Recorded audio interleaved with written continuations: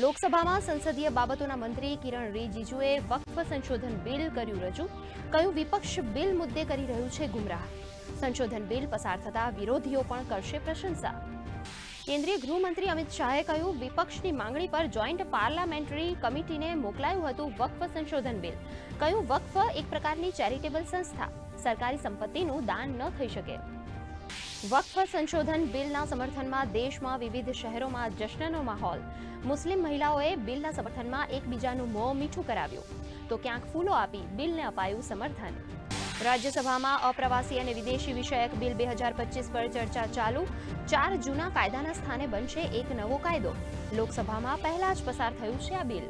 ડીસામાં ફટાકડાની ફેક્ટરીમાં થયેલા બ્લાસ્ટ મામલે પ્રવક્તા મંત્રીની પ્રતિક્રિયા.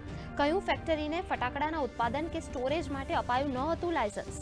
આ મામલે સીટની કરાઈ રચના. સમગ્ર રિપોર્ટ બાદ કડક પગલાં લેવાની આપી ખાતરી.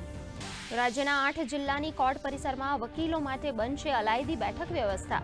બાંધકામ માટે અપાઈ ₹82 કરોડની વહીવટી મંજૂરી. તો રત્ન કારીગરોની હડતાલ મુદ્દે પણ સરકાર ગંભીર હોવાનું જણાવતા પ્રવક્તા મંત્રી. દહેજ PCPIRને મળશે વધુ સુદૃઢ કનેક્ટિવિટી. 41.90 કિલોમીટર લંબાઈનો માર્ગ ₹1412 કરોડના અંદાજિત ખર્ચે નિર્માણાધીન. મુખ્યમંત્રી ભૂપેન્દ્ર પટેલે ભરૂચ દહેજ રોડ પર બનતા અદ્યતન રોડ ઇન્ફ્રાસ્ટ્રક્ચરના કામોની કરી સમીક્ષા.